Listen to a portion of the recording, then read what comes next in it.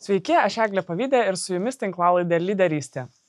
Ir turbūt pasakius žodį akcijų birža, jums iškiltų akise vaizdas iš filmo Wall Street'o vilkas ir pilnas kambarys tamsiais kostiumais vilkinčių vyrų, bandančių sudaryti sandėrį. Tačiau pas mus šiandien yra žavi moteris, protinga, ambicinga, Nasdaq viceprezidentė Europos rinkoms Arminta Saladžienė. Labas, Arminta. Labas, Eglė. Tai Arminta, papasakok, kaip tu studijuodama filologiją atsidūrei akcijų biržoje, kur atrodo visiškai du skirtingi mokslo prasme dalykai - kalbos ir skaičiai ir ekonomika. Geras klausimas ir gali būti labai trumpas atsakymas, gali būti labiau išplėstas. Tai labai trumpas būtų atsitiktinai. Ta lėmė atsitiktinumas. Jeigu šiek tiek daugiau aplinkybių praskleisti, tai tuometinis šviesios atminties ekonomikos profesorius Kęstutis Glaveckas manęs vieną kartą paklausė koridoriuose universiteto, girdėjau, kad gerai anglų kalbą moki, mums kaip tik tokio žmogaus reikia vertybinių popierių biržoje, nes mes dabar ieškome naujų technologijų, norim užmegzti ryšius su kitomis biržomis, su tarptautinėmis organizacijomis ir mums reikia žmogaus, kuris gerai kalbėtų anglų kalbą, padėtų ir vadovams susikalbėti, ir kartu tuos ryšius užmegzti. Turbūt tai buvo ir autoriteto galia, aš tik tai spėjau pasakyti, kad man vis tiek mokslai yra pirmoje vietoje, aš dar studijavau, norėsiu pabaigti, sako, gerai galėsi pradėti nuo dirbti pusę dienos, kad mokslus tos baigtum, bet ateik, laukiam, ketvirtadienį ateini, pakalbėsim ir pradėsi dirbti. Tai kai mes išsiskyrėme, pirma tada mintis buvo, aš gerai anglų kalbą moku, o kaip visgi birža angliškai. Ir turėjau bėgti į namus, atsiversti fizinį Oksfordo žodyną ir pasižiūrėti, paieškoti to stebuklingo Stock Exchange. Tai taip aš ten atsiradau ir tikrai buvo labai įdomi, tokia intensyvi pradžia. Ir tuo metu pradėjo į Lietuvą važiuoti žinomiausi pasaulio investiciniai fondai, Templetono Mark Mobius, kuris vienas iš dievaičių investavimo atvyko. Atsimenu, tuomet kolegos finansų makleriai, bankininkai sakė, kad turi neplauti rankų ilgai, nes su juo pasisveikinai. Ir aš tiesiog eigoje pastebėjau, kad man tai darosi įdomi tema, aš turiu jau ką papasakoti ir tuomet jau ėmiausi ekonomikos mokslų, nes norėjau visgi papildyti ir akademinėmis žiniomis. O kaip tu jauteisi, tai ką pasakoji, kol kas moters nei vienos negirdėjau tam pasakojime, kaip tau sekėsi daryti karjerą tokioj tuo metu, gal dabar yra tikrai pasikeitusi situacija, bet tuo metu tokioj tikrai vyriškoj bendruomeniai? Taip. Viena kita buvo moteris, bet tikrai ateidavai į konferenciją ar bet kokį renginį, susitikimą, jūrą tamsių kostiumų. Tiesa, aš sakyčiau, galbūt kas buvo išskirtinė tokia aplinkybė, kad daug ir jaunų žmonių, nes visgi tai buvo tos rinkos ekonomikos, kapitalo rinkų pati pradžia. Ir tas pritraukė tikrai ir tokių visiškai, labiau galbūt net iš knygų ar filmų girdėjusių, skaičiusių žmonių. Į rinką tai buvo daug jaunų žmonių, bet taip, moterų buvo tuomet tikrai nedaug. Ir tai iš tiesų yra tas dalykas, kad tu jautiesi kaip mažesniai kažkokioj grupėje ir tas pasitikėjimo tokio ar drąsos neįkvepia. Turi abejonių visą laiką, ar tu esi savo vietoje, ar čia protingą mintį turi, ar pasisakyti, ar geriau patylėti. Ir pamenu, kai skaičiau Sheryl Sandberg knygą Būkime prieky, man atrodo išversta į lietuvių kalbą Lean In, ir ji kaip tik aprašo tos epizodus, kai į posėdžių kambarį ateina daugiau žmonių, negu yra vietų pirmoje eilėje, ir moteris kažkaip savaime renkasi tą antrą eilę. Ir lyg ir jaučia, kad mums nepriklauso ta vieta prie stalo. Ne? Tai tikrai to buvo, to jausmo buvo, kada tu ateini ir tu jauti, kad yra dominuojanti grupė ir tu lyg ir nesi jos dalis. Ir čia buvo ne tik Lietuvoje, iš tiesų važiuodavau į Europos forumus ir vertybinių popierių biržų ir didesnius finansų forumus ir iš tų tikrai šalių jau su žymiai ilgesnėmis tradicijomis buvo labai vyriška auditorija. Aš sakyčiau, kad tikrai jau po to naujosios Europos valstybės pradėjo labiau diktuoti madas ir tas didesnis balansas ir moterų dalyvavimas finansų sektoriui iš šitos Europos dalies pradėjo, sakyčiau, skleistis. Tu su Nasdaq esi daugiau negu 20 metų, jeigu aš neklystu.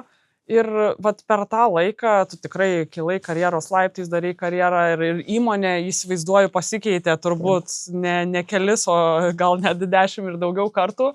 Bet tai visą to siekiant, kada gal pajutai, kad aš tikrai galiu, nebėra to, kad aš sėsiu į antrą eilę, man priklauso vieta pirmoje toje eilėje. Ir iš kitos pusės, su kokiais gal stereotipais labiausiai susidūrei, kas irgi bandė tave gal truputį slopinti, ar kažkaip nužeminti ir panašiai? Geras klausimas, ačiū. Aš gal išskirčiau taip organizacijos viduje ir tą daugiau išorinį lauką. Tai tikrai galiu pasakyti, kad nuo pat pirmų dienų organizacijos viduje buvo labai gera terpė ir aplinka. Ir tuo metu, kai tai buvo visiškai lietuviška įmonė, kurios didžiausia akcininkė buvo Finansų ministerija, o kitą pusę akcijų valdė finansų rinkų dalyviai. Ir mes tikrai buvom Lietuvoje veikianti lietuviška įmonė, buvo irgi tikrai aplinka ir toks skatinimas iš vadovų imtis naujų veiklų, rodyti iniciatyvą, atsakomybės, augti, tikrai terpė buvo gera.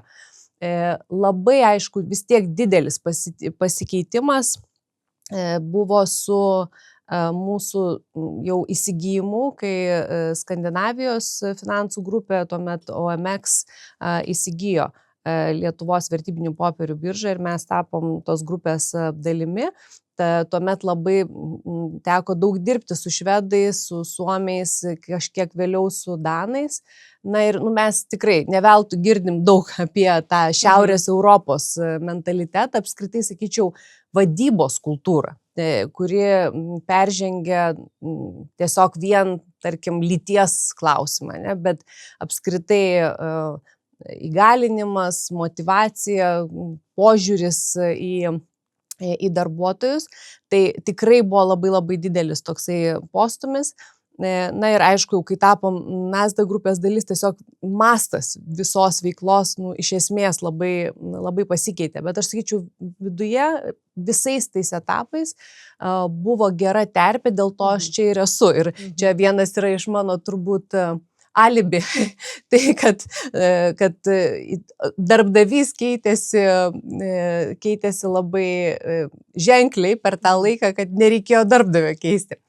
Na, o jeigu apie išorę kalbėt, tai turbūt tas laukas išorinis labiausiai ir pasikeitė per visą šitą laikotarpį ir tai, nuo ko mes pradėjome, kad tikrai ir ypač viešajame sektorėje prisimenam labai tokių visokių situacijų ir kuriozinių yra, atsimenu, ir į susitikimą ėjau su Vilniaus meru prieš daug metų, tada dar visiškai jauna, ką tik tapusi Vilniaus vertybinių popierių biržos prezidentė ir taip mane visiškai buvo žiūrima, kaip, nežinau, net kaip apibūdinti, nei kortelės reikia paduoti, nei pristatyti kitus dalyvius susitikime ir reikėjo tikrai savo jau kompetencijos parodymų, profesionalumų tiesiog išsikovoti tą dėmesį ir pagarbą. Ir aišku, kad aš manau, kad mūsų irgi tikrai verslo kultūra per tą laiką labai pasikeitė. Klausimas apie tą pasitikėjimą, ne, ir jausmą, kad aš esu savo vietoje. Taip. Užtruko, tikrai užtruko. Dėl to galbūt, kai dabar matau ypač jaunos kartos tarpe tą tokį vidinį galbūt tikėjimą, kad aš galiu, aš noriu, mane jis labai žavi. Tikrai ir ta drąsa, ir toks pasitikėjimas savimi, nes, kaip sakau, man reikėjo laiko tai užauginti. Ir pirmą kartą, kai sulaukiau pasiūlymo pradėti vadovauti jau įmoniai vertybinių popierių biržai, atsisakiau. Nes tikrai buvo klasikinis tas variantas, kai daugiau ne tau pateikia sąrašą reikalavimų ar lūkesčių, bet tu pati savo galvoje tą sąrašą turi.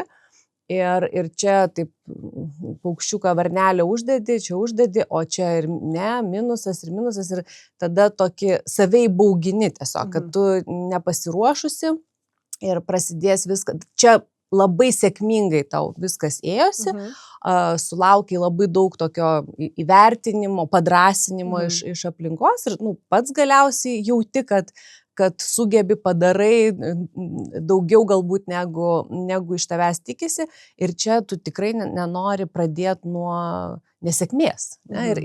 Ir galiausiai galbūt netgi tai, kas irgi sulaiko tave, tai yra kitų žmonių pasitikėjimas, nenori jo sugriauti kažkaip ir tas tave stabdo. Tuomet švedas buvo vadovas, mes pasikalbėjom, buvo labai tokie esminiai, protingi žodžiai tikrai, ir galbūt tas kitų žmonių tikėjimas, kad tu gali, iš tiesų ir buvo lemiamas veiksnys. Na, o toliau viskas kaip ten darimo būdu darosi, ne? Tai aš sakyčiau, čia galbūt buvo esminis toksai lūžis. Kaip manai, ar nors vienas vyras tavo vietoje būtų atsisakęs? Sunku pasakyti, turbūt ne.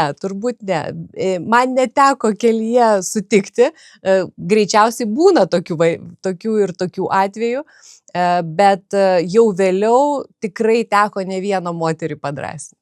Tikrai. O kaip manai prie ko ir lenkiu, kodėl moterim tos drąsos trūksta? Ir tai, žinai, su kuo bešneku, visos kažkaip susimažina, gal aš čia dar šito nežinau, gal aš čia dar ne per gera, gal aš čia neturiu vadovavimo patirties pakankamai, ar ten, nežinau, gal yra už mane stipresnių, geresnių, kurie tiktų. Kodėl mums tokios mintys kyla? Taip, labai aukšti standartai, manau, kad tiek ir iš išorės ateinantis, kad viskas, ko emiesi, turi būti wow. Ne, ir bet kurioj situacijoj, tu negali nei vienos srities apleisti. Tai tas be abejo sukuria spaudimą ir jisai persiduoda į vidinį spaudimą, kuris galbūt savaime jisai nėra blogai, jeigu tai yra toks padidintas raumenų tonusas ir tai tave stumia į priekį, pačia geriausia prasme. Ne? Bet jis, jeigu jis tampa ribojančių veiksnių, tokių stabdančių, gniuždančių, tai aišku, kad tai jau yra problema. Ir tą labai aš pati patyriau ir tikrai matau ir aplink. Kitas dalykas tai yra, kad mes galbūt labai matom tą horizontą tokį tolimą dažnai. Ir vėlgi, savaime tai yra puikus dalykas turėti tokį ilgalaikį tą matymą, bet jis irgi gali tapti ribojantis dalykas dėl to, kad mes per daug pradedam analizuoti scenarijų, o kas bus jeigu o aš galbūt už metų sukursiu šeimą ir tada kodėl man imtis dabar šito projekto ar šitų pareigų, nes aš galbūt tada nesusitvarkysiu ir tokį dėliojam tuos scenarijus, bet iš tiesų, ką matom, kad gyvenimas yra toks dinamiškas, o dabar ypatingai ir verslo aplinka ir apskritai viskas, kas aplink mus vyksta, kad per daug tu nelabai ir gali suplanuoti, per daug toli. Tai aš kartais galvoju apie tokią analogiją, vaizdinį, galbūt, kai pradedi slidinėti kalnuose. Ir pati atsimenu savo tą pirmą kartą. Ir kai užkyli viršukalnę ir tu matai toli tą visą trasą ir tu galvoji, ne, tai aš krisiu iš karto, kaip aš galiu, aš čia dar tik tai pradedu slidinėti, aš tikrai nenusileisiu saugiai į papėdę. Ir tada atsimenu, kai man instruktorius sako, tavo užduotis yra nusileisti nuo šitos atkarpos. Sako, matai, tik tai čia ir yra čia atkarpa, ten, nežinau, 20 metrų, 50 metrų. Čia yra tavo sekanti užduotis, sekantis tikslas. Mes nusileidžiam, tai sako, dabar tavo užduotis yra nuo sekanti atkarpa, ne? Tai manau, kad ypač karjeros pradžioje tai labai padeda šitas matymas, kad per daug negalvot toli į priekį, bet mažesniais tokiais etapais ir tikslais susidėliot ir tiesiog žengti tą žingsnį, tą pirmąjį žingsnį. Tai man atrodo, kad dar šitas yra tikrai toksai elementas. Ir kitas gal, mes irgi kalbam apie tuos pavyzdžius, ne, tas role models, yra labai teigiamų dalykų su to susijusių ir tikrai tikslas turėtų būti įkvėpti, padrąsinti, kažkiek pasidalinti galbūt patirtimi, kuri gali būti aktuali ir kitam žmogui. Yra ir kita to medalio pusė, aš pati esu iš aplinkos girdėjusi, bet čia tu. Tu gali. Aš irgi esu. Taip, bet čia tik tu. Čia tu tai gali, nes ir tas irgi, kad tai gali ir būti antiproduktyvu, ne? Nes kaip tik gali atimti drąsos iš kitų. Tai man atrodo tas irgi gana atvirai kalbėjimas, kad tikrai neįvyko viskas per vieną naktį, buvo tam tikras virsmas ir buvo ta kelionė ir nebuvo jinai ir paprasta, ir lengva, ir taip toliau. Tai man atrodo tas yra irgi svarbu, kad visos suprastumėme, kad yra tiesiog žingsnis po žingsnio, yra toliau einama ir žengiama į priekį. Bet žinai, tu čia priminiai man įdomią istoriją. Mes visiškai neseniai, prieš porą savaičių, turėjom asociacijos lyderės vienos grupės posėdį ir diskutavom, kaip padidinti moterų skaičių konferencijose. Ir aš savo pavyzdį paminėjau, kad galima daryti taip ir taip. Ir lygiai tas pats buvo ta pati reakcija. Bet Eglė, čia tu. Ir sakau, palauk, kuo aš skiriuosi nuo bet kurios, kur yra pas mūsų asociacijoje. Tai žinai, net aš galvoju, mūsų galvoje toks yra, moteris kažkaip linkę į tą tokį, nežinau, net kaip tai įvardinti sunku, bet tą tokį... Taip, savikritika yra didesnė. Mes neseniai turėjom savo ofise čia Vilniuje tokią puikią sesiją apie viešai kalbėjimą, komunikaciją ir mūsų lektorė sakė, kad tiesiog net nereikia tyrimų, empiriškai dirbdama su didelėmis grupėmis žmonių, mato, kad moteris tiesiog yra kartais labiau savikritiškos. Tai tą mes, manau, tikrai matom, turbūt dėl to ir yra ta didžiulė prasmė tokių tinklų, klubų, grupių, kur vėlgi galime išsklaidyti tą mitą, kad kažkas gimė.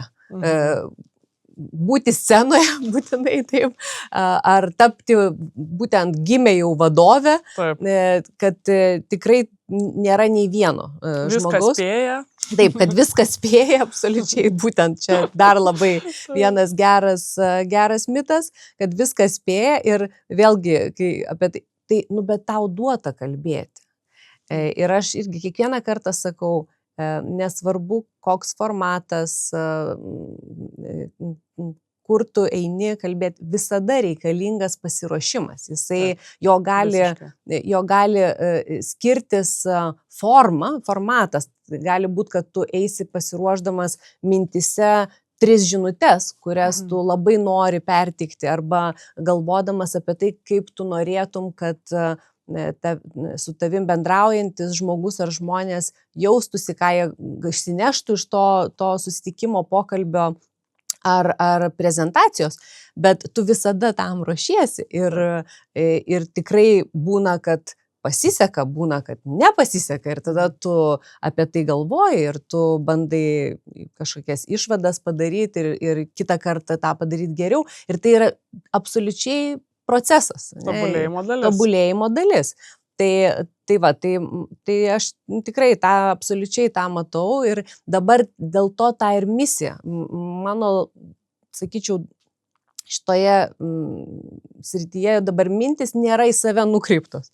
Jos yra absoliučiai nukreiptos dabar į kitas moteris, kaip joms padėti greičiau, tiesiog greičiau nugalėti abejonės, baimės arba jas sudalinti tą visą būtent horizontą į mažesnius etapus ir imtis daryti žingsnis po žingsnio, nes kuo mes labiau atidedam, kuo mes labiau abejojam, tai tiesiog tuo ir galimybių mažiau turim ir tas vidinis galbūt nepasitenkinimo jausmas auga. Tu paminėjai tas baimės, abejonės, turbūt labai dažnai jos kyla iš to, kas yra šalia. Tai yra šeima ir tavo karjera ir kaip tai suderinti. Kaip manai, ar vis dar yra moterims sunku daryti karjerą ir ar yra nepatogu daryti karjerą, nes ką visuomenė pagalvos, tu čia karjeristė, tavo vaikai nerūpi, vadinasi, turbūt kažkur palikti vieni ir panašiai. Tai kaip manai, ar vis dar toks jausmas yra, kai tu bandai dabartinėje visuomenėje, aš nekalbu, kas buvo anksčiau, turbūt tikrai mes esam didelę pažangą padarę, bet kaip yra dabar? Tikrai didelė pažanga. Turbūt yra irgi skirtumas tarp Vilniaus ar didmiesčių ir regionų, būtent to kultūrinio ir tokių šeimos santykių galbūt matymo prasme. Tai tą matau irgi kalbėdama, bendraudama su kolegėmis, kad mano galbūt jau matymas, įsivaizdavimas yra vienoks, bet aš noriu išgirsti ir suprasti jų situaciją, kuri gali būti labai kitokia ir jos gali ateiti iš visiškai kitokių lūkesčių lauko.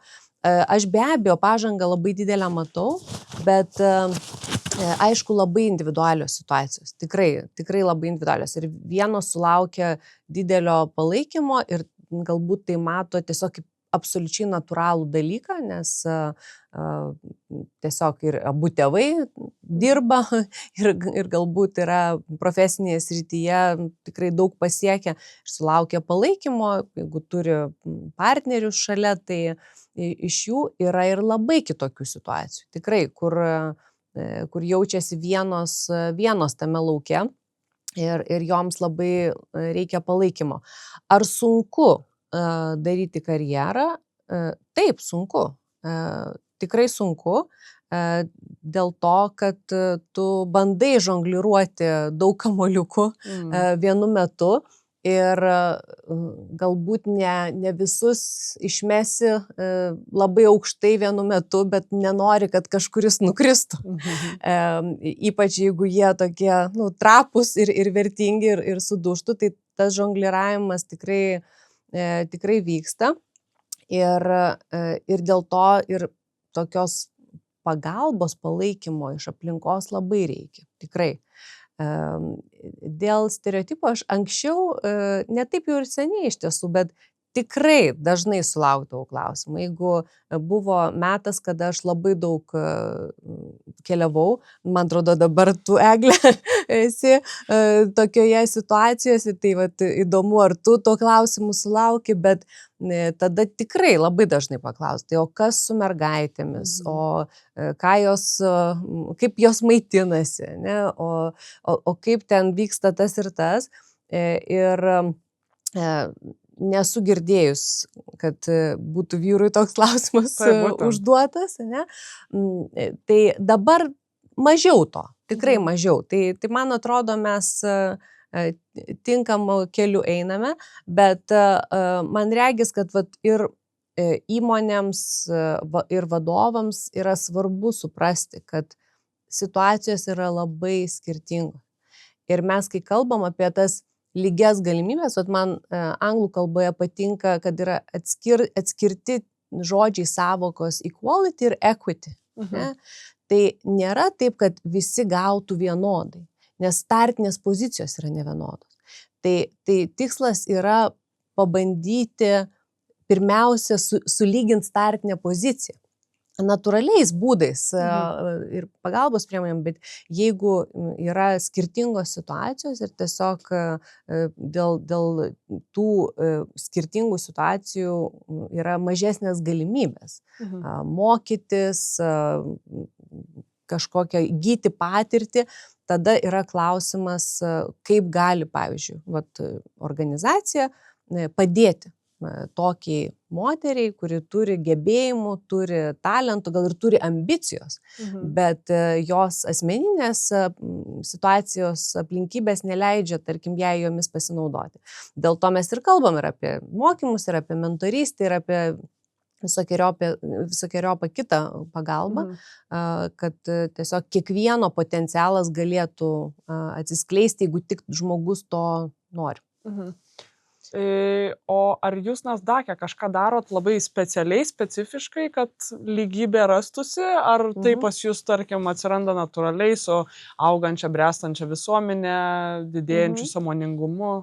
Ne, mes turime ir specialias priemonės, aišku, mes turime ir tikslus įsikėlę, bet ir jau priemonės seniai, aš sakyčiau, tai nėra visiškai, kad čia pastarųjų metų dalykas, tiesiog jų galbūt atsiranda vis daugiau ir tais atsižvelgiant tuos poreikius. Tai tarkim, mes turim mentorystės viduje programą labai gerai išplėtotą, bet šalia tos bendros mentorystės programos, kuri tiesiog visai organizacijai yra prieinama, atskirai mūsų vidinis tinklas, mes turim Women in Nasdaq, tokį vidinį tinklą, turi dar atskirą mentorystės programą. Būtent jeigu moteris nori daugiau kalbėti apie karjeros galimybės ar kažkokią asmeninį tobulėjimą, būtent per tą labiau lyties prizmę. Tai yra, kad būtų labiau atsižvelgta į būtent situaciją iš moters perspektyvos. Tai aš pati esu ir mentoriauju visą laiką ir organizacijos viduje, ir toje, ir kitoje programoje. Tai tikrai matau, kad veiksminga, nes matau pagal tai, kad dažnai, bent jau su tomis kolegėmis, su kuriomis aš bendravau, kaip mentorė, tai tikrai jos visos padarė sekančius žingsnius karjeros srityje. Tai rezultatai matomi.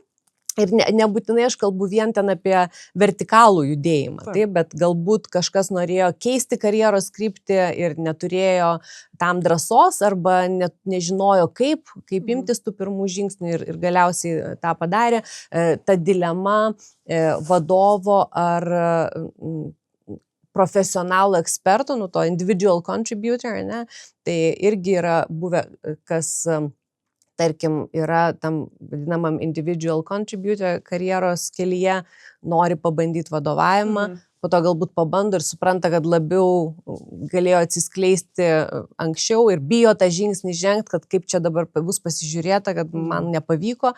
Tai įvairiausių tų tikrai situacijų yra. Tai bet mes turim tą mentorystės.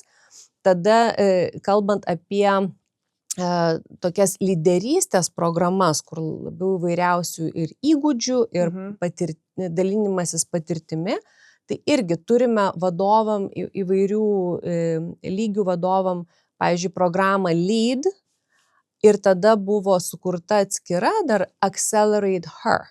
Tai aš irgi buvau viena iš sponsorių, galima tai pavadinti, kur mes turėjom kiekviena po grupę, tarptautinė visiškai, kažkur 6-7 moteris ir turėjom visokiausius ten ir paskaitas, ir coachingo sesijas, ir bendravom, dalinomės mintimis ir patirtimi. Tai irgi labai sėkminga, tikrai sakyčiau, sėkminga programa. Ir bendrai, aš sakyčiau, tas bendras toksai, bendra ta būtent kultūra, ne, tai ar suteikiamos naujos karjeros galimybės moteriai, kuri laukiasi, arba galbūt kuri už 2 mėnesių grįž iš pertraukos, tarkim, motinystės, ar yra peržiūrimas atlygis, kad ta visa motinystės bauda nebūtų mokama. Tai visa tai absoliučiai yra mūsų ir kultūros, ir strategijos, ir praktikos dalis. Esi vienam interviu minėjusi, kad yra daug porų, kurios prioritetizuoja vyro karjerą, lyginant su moters karjera. Ar manai, kad vis dar taip yra? Ir kaip manai, ką turėtume padaryti, kad visuomeniai šitas požiūris pasikeistų? Tikrai, manau, situacija yra geresnė. Vėlgi, kartos labai turi didelės reikšmės, manau, tas kartų pasikeitimas, nes tiesiog mes esam pasaulio piliečiai, matome daugiau, kas vyksta ir kitose šalyse, ir galbūt natūrali ta evoliucija vyksta. Tai tikrai yra ir kitų pavyzdžių, ir viešoje erdvėje buvusių, taip, kai vyrai daro laikiną karjeros pertrauką dėl partnerės moters pasirinkimų.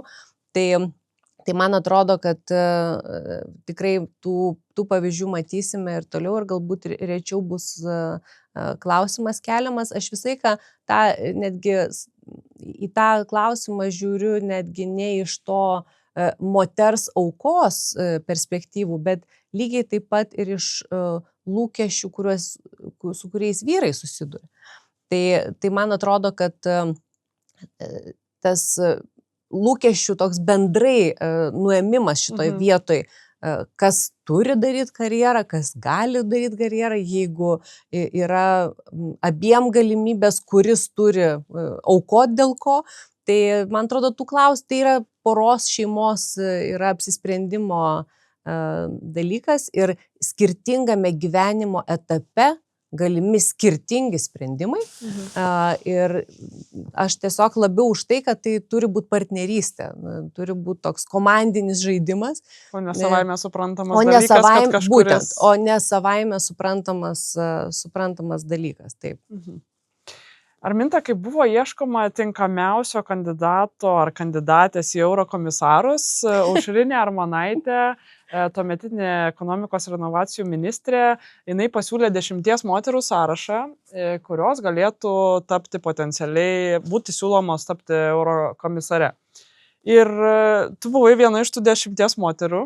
Aš šitą faktą, tiesą sakant, net buvau praleidus, to sąrašo nebuvau labai įsigilinus, bet dabar jį kaip tik radau.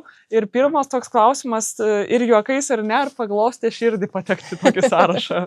Na, pirmiausia, Aušriniai tikrai yra visą laiką medalis už drąsą ir už tai, kad galbūt tos temos iškelimą, nes iš tiesų visą laiką eurokomisaro ar komisarės pasirinkimas yra karšta tema, jinai daug dėmesio sulaukia, tai yra gera proga kalbėti apie būtent nominacijų procesą ir kaip mes, apie kokį mes galvojame tą pasirinkimo ratą, iš ko mes renkamės. Galiausiai ir prezidentė Europos komisijos ne veltui, tiesa, prašo visai, kad 2 kandidatų, nes tai yra pradžia.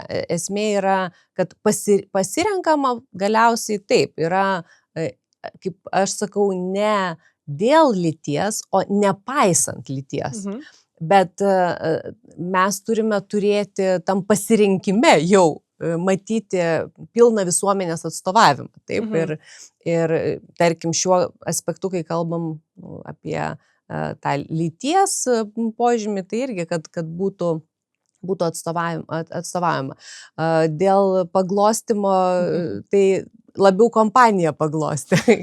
Geras buvo ratas, Smagu jame patekti į buvo tokį ratą, taip, smagiau ne dėl pačių pareigų, bet labiau dėl bendražygių, kurios buvo tame sąraše. Ir aš labai, tiesą sakant, gerai atsimenu, žinias žiūrėjau apie konkretų tą atvejį ir tai buvo pristatoma kaip ministrės toks kaip ir akibrokštas, kad jinai tokį sąrašą siūlė, kas man taip užstrigo iki šiol. Ir aš pagalvojau ir tavo tokį klausimą turiu, kaip manai, ar tai būtų buvę laikoma akibrokštų, jeigu tas sąrašas būtų tik vyrų, arba jeigu tam sąraše būtų ir vyrai, ir moteris? Manau, kad ne. Ir čia palieti gerą temą iš tiesų, nes mes kaip visuomenė tikrai evoliucionuojame ir turbūt tie, tarkim, stereotipizavimo ar netgi diskriminavimo kažkokie elementai, jie tampa labiau tokie niuansuoti, tokie pustoniai, kaip sakom, mikroagresijos, ne?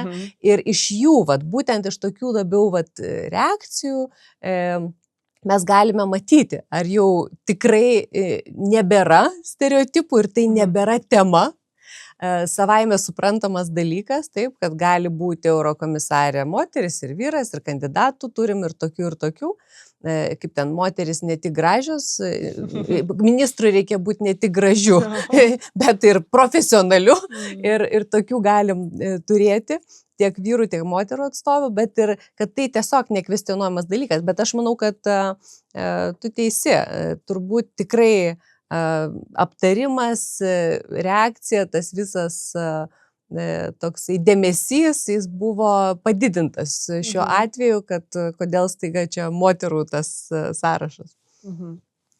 Dabar visiškai kitą temą pakalbėkime apie motivaciją. Kas tau yra tas toksai kuras tavo varikliui, kuris užveda ir kuris verčia eiti priekį, būti motyvuotai, kurti naujus dalykus, inicijuoti kažkokias netgi socialinės iniciatyvas, kur, kaip ir pati paminėjai, tu esi visko pasiekus. Tau nebuvo sudaryta kažkokių kliūčių didelių, esi sėkminga moteris, tavo įmonėje buvo visada kultūra, kuri skatino tą diversity, lyčių lygybę ir balansą. Iš kur kyla motivacija visgi daryti daugiau? Sulaukiu to klausimo ir iš komandos, kas sako, iš kur tiek visai idėjų, energijos, ir klausimas, tas klausimas verčia susimastyti, nes galbūt kartais tiesiog organiškai viskas vyksta ir nelabai apie tai pagalvoji. Aš galvoju, kad tie motyvacijos šaltiniai, jie keičiasi, nes anksčiau, tarkim, karjeros ten pradžioje yra toks susitelkimas labiau galbūt į save. Tai kaip man čia sekasi, kokie čia iššūkiai, kaip aš tvarkausi, kaip tas įgyja daugiau gal tokio pasitikėjimo ir kitų tikėjimo tavimi. Bet su laiku dabar aš sakyčiau, mano tokie motyvacijos turbūt tie varikliai yra keli. Vienas yra tikrai tas prasmės pojūtis, tai ar jaučiu, kad mūsų visa organizacija, ar aš pati galiu daryti tokį teigiamą poveikį, visuomeniai, aplinkai, mikro ir makro lygių. Taip, mes kalbam ir apie mažesnius dalykus. Tai vienam žmogui galiausiai, tai tas dalykas tikrai labai motyvuoja. Kita dalis, kuri tikrai irgi yra didžiulis toks pastiprinimas ir emocinis, ir energijos prasme, tai yra toks bendrystės jausmas. Tas jausmas ir komandos, ir žmonių, kitų žmonių energija. Yra, tada atsiranda toksai apsikeitimas, ta energija tiesiog juda, ne? Ir aš ją stengiuosi perduoti ir tada labai jos daug gaunu. Ir man atrodo, tai tas baterijas vis užkrauna ir tokiu būdu mes vieni kitus pakraunam. Tai tą labai turiu didžiulę privilegiją tiesiog ir tiesiogiai dirbdama su savo verslo komanda 5 šalyse ir Lietuvoje, kur mes jau greit artėjam prie 600. Tai kas kart, kai turim tą bendrą darbuotojų susitikimą ir matau šviesius, energingus veidus, klausiančius klausimus, reiškiančius drąsiai nuomonę, kuriem svarbu daug dalykų, tiesiog tai didžiulis yra įkvėpimas ir iš to gimsta ir motyvacija. Ir tada visiškai iš kitos pusės, o kas yra tas žudikas, demotivatorius, kuris nužudys bet kokią idėją ir iniciatyvą, kas tau toks iš kitų žmonių, kas toksai būtų stipriausias momentas, kuris demotyvuos ir tikrai gal net ir nuliūdins, sakyčiau, iš dalies, nes jeigu tu kažko labai tiki ir degi, tai... Aš gal labiau sakyčiau nuliūdins, nes dėl tos demotyvacijos aš labai tikiu, kad tai kyla iš vidaus. Ir per jau kelis dešimtmečius aš taip išsitreniravau tą atsparumo tokį raumenį ir galbūt tos išminties tiesiog atsiranda, kuriuose mūšiuose kautis, kuriuose galbūt reikia ir atsitraukti ar palaukti. Tai tokio, sakyčiau, tokios demotyvacijos nemanau, kad, ta prasme, nejaučiu. Aš labiau matau, kad aš sprendžiu ir kontroliuoju savo motyvaciją, ne išorė ją veikia. Bet tokių galbūt nusivylimų ar nusiminimo elementų tikrai būna ir tu teisi, jie dažniausiai su žmonėmis yra susiję. Tai ir paprastai tai yra tokie vertybiniai dalykai. Taip? Tai kai tu matai žmonių, kai žmonės tiesiog nuvilia pasitikėjimą jais ar kažkaip neetiškai, nevertybiškai pasielgia, džiaugiuosi, kad tokių epizodų labai nedaug man teko tikrai savo tam lauke rate matyti. Tai, ir aišku, kai visuomenėje įvairūs reiškiniai vyksta, kur tikrai labai sergu už Lietuvos tokią pažangą, manau, kad jinai yra milžiniška, tikrai visada noriu, kad mes visur būtumėm priekyje ir būtumėm pavyzdys ir įkvėpimas kitiems. Tai viskas, kas kažkaip netaip pasisuka, tai tada būna toksai, aišku, pirmas galbūt momentas toks atodusis ir nusivylimas, bet po to labai greitai, o ką mes galim padaryti. Tai vis tiek toks labiau į sprendimus ir į išeitis, manau, orientuotas mano matymas. Truputį palėtėm temą apie tas papildomas veiklas, kur atrodytų tau jau nereikėtų kažko daryti, bet tu vis tiek darai. Ir tu esi viena iš asociacijos lyderės steigėjų. Ir lyderė turi tokius pagrindinės veiklos 4 kryptis. Tai aš norėjau paklausti, kuris tau pačiai yra toksai svarbiausias, kad būtų įgyvendintas ir artimiausias.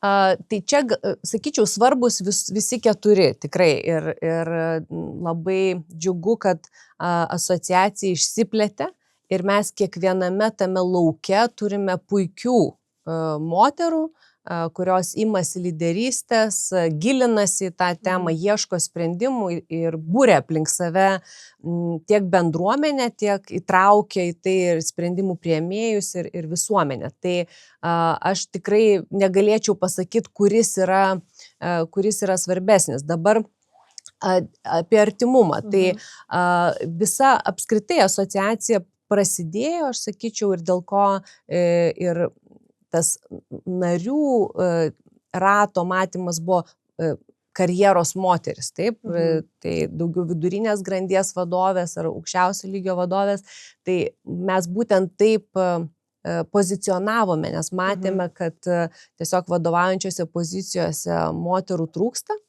o nuo to priklauso sprendimų priėmimas. Ir yra tikrai ir tyrimų net padaryta, kad tose įmonėse ar organizacijose, kur moteris yra vadovė, aplink ją yra 3 kartus daugiau moterų kitose, tarkim, reikšmingose pozicijose, negu lyginant su organizacijomis, kurioms vadovauja vyrai. Tai aš pati labiausiai turbūt visgi įsitraukus nuo pat pradžių į būtent šitą kryptį, tai yra kaip mums auginti moterų vadovių skaičių ir dabar jau perinant į kitą lygmenį ir valdybose, kaip siekti didesnio balanso ir tai yra, aš sakyčiau, natūrali tąsa.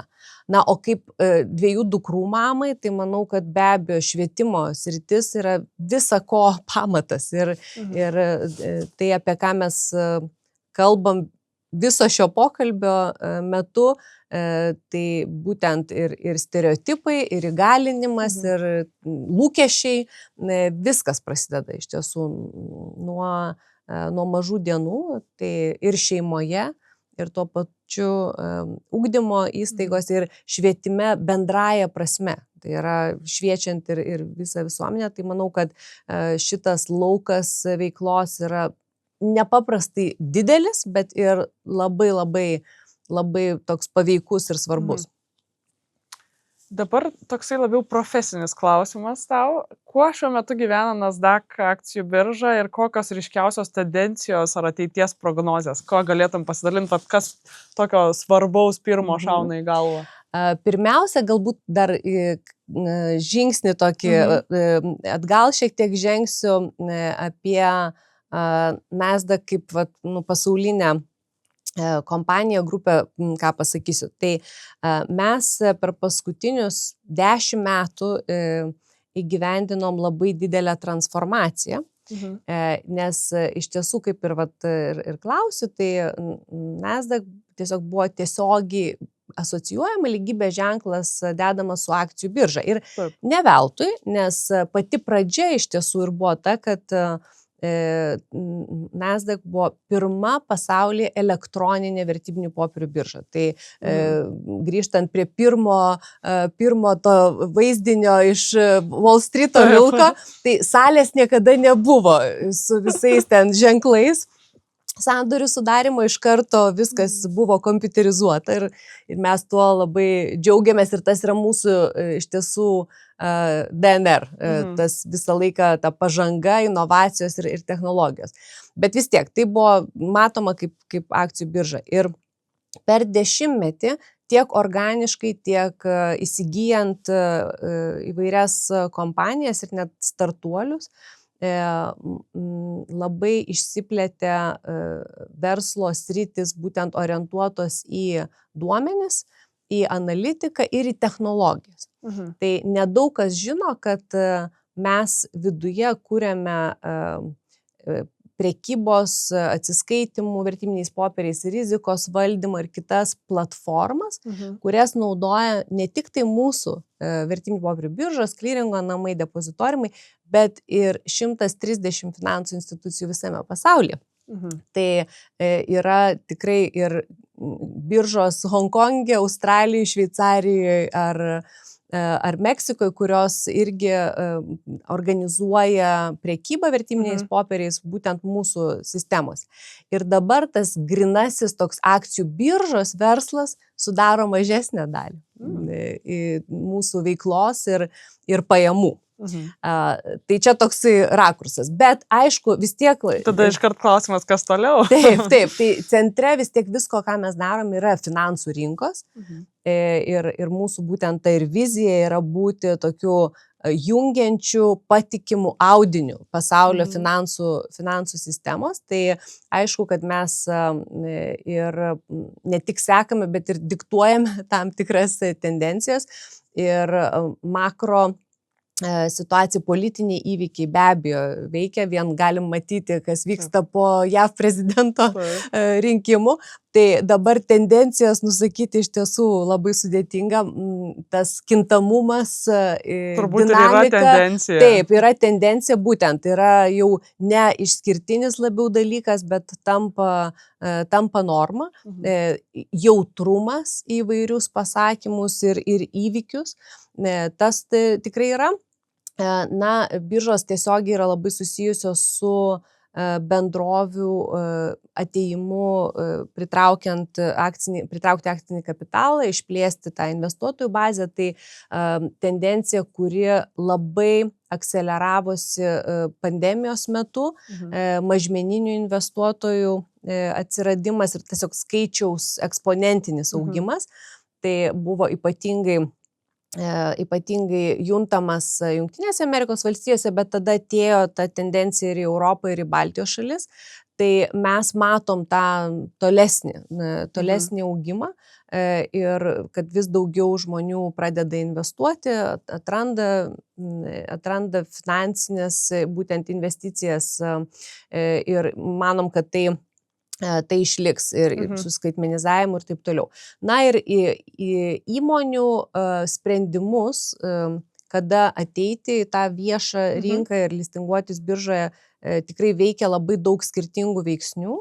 23 metai buvo tokie gana štiliaus metai, 24 pirmą pusę taip pat, dabar, pavyzdžiui, gruodžio mėnesį mes turim vieną po kitos bendrovės Švedijoje ateinančias į Nasdaq Stockholm biržą ir bendrai prognozuojama, kad 25 metai turėtų būti žymiai aktyvesni metai ir šitoje srityje.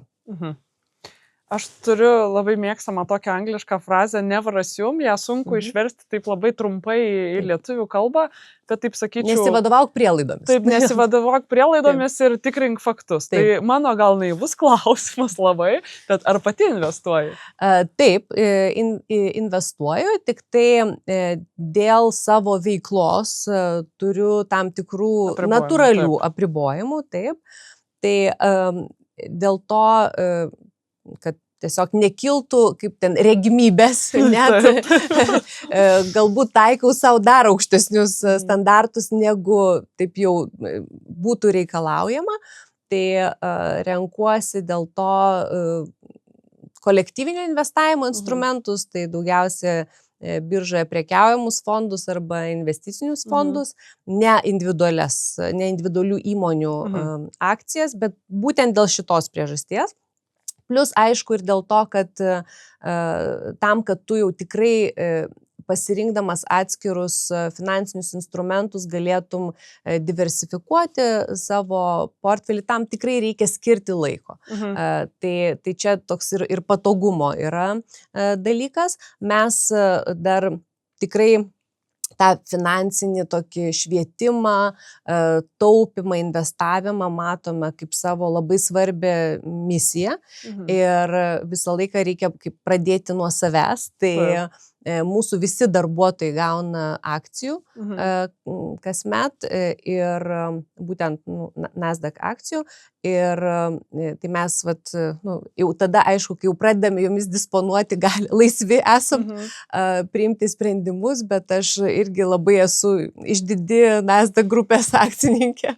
Tai čia turbūt būtų jau tai, kas yra jau akcijos konkrečiai forma laikoma. Na ir aišku, pensijinis kaupimas, 2, 3 pakopa, tai. O tavo aplinkoje ar daug yra investuojančių žmonių ir koks būtų santykis tarp vyrų ir moterų, kurie tikrai investuoja, skiria tam laiko ir domisi?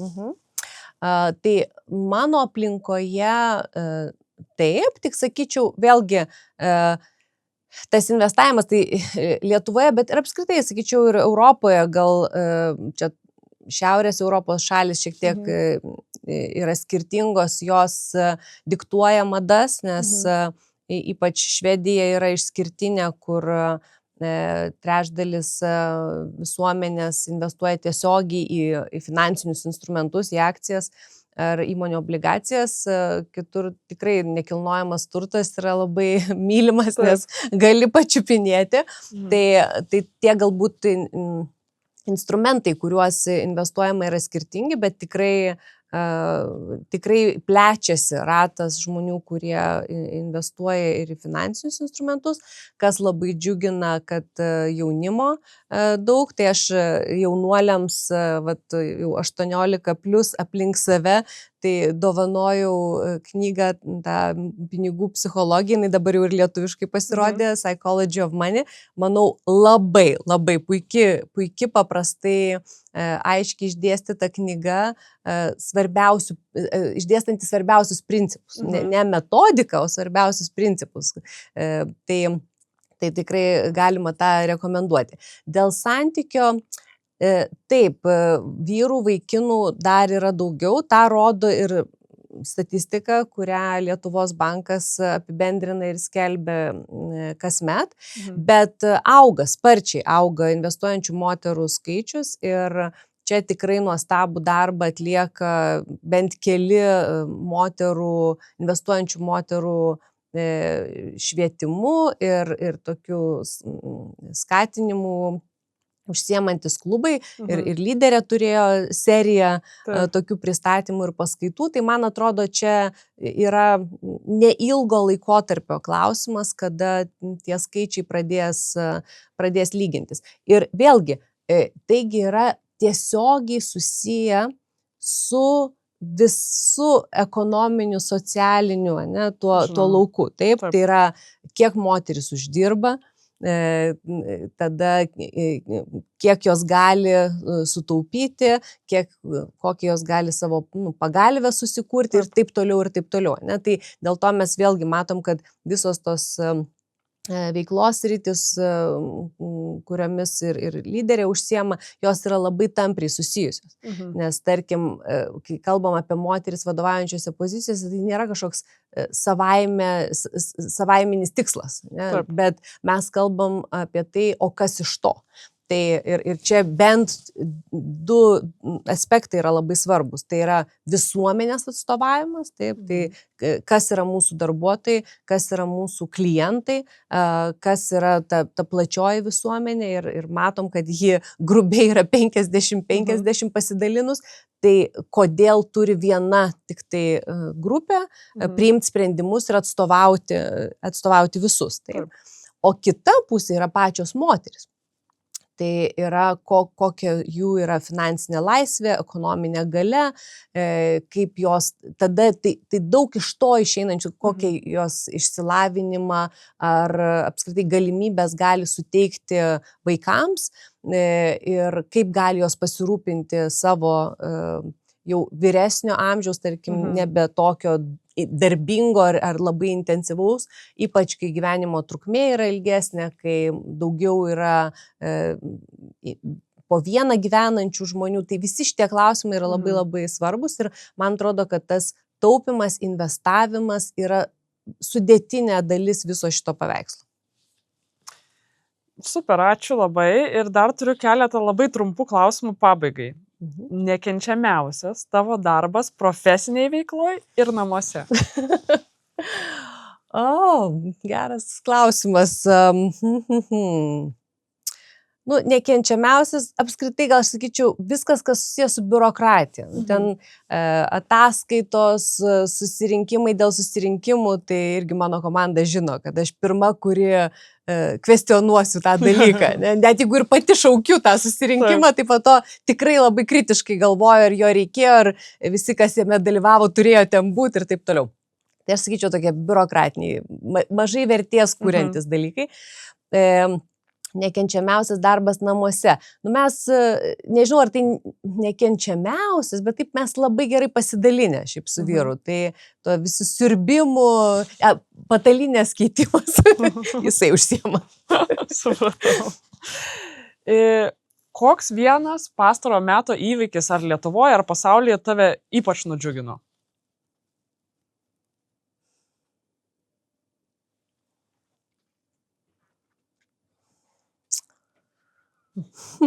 Galbūt prezidentas Trumpas, nes labai akcijos pradėjo kilti, aš juokauju, aišku. Mane kiekvieną kartą tikrai džiugina, kai, tarkim, sprendimai priimami dėl situacijos Ukrainoje, kurie, bet tik tai irgi dėl ko galbūt ir taip tokia pauzė buvo, kad visada būna tas jausmas, o kodėl ne anksčiau? galiausiai tas sprendimas priimtas, bet kaip mes galim akceleruoti tą dalyką, kaip galim tą pastumėti truputį į priekį.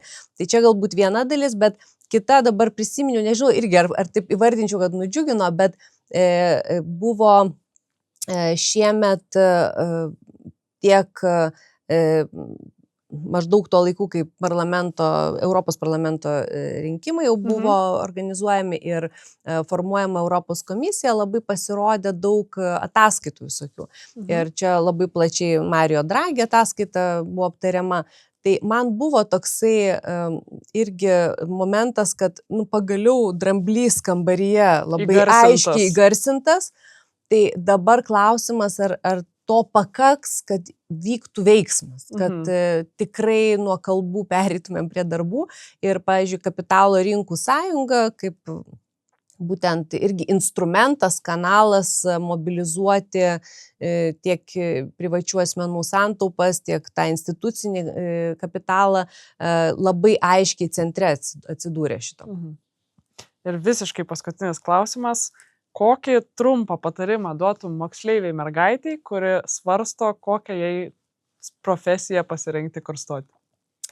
Aš esu galbūt toje stovykloje, kur tikrai nesakyčiau, kad reikia būtinai STEM ten ar technologijos, reikia tikrai klausyti savo ir širdies, tai turi būti dalykas, dėl kurio dega akis.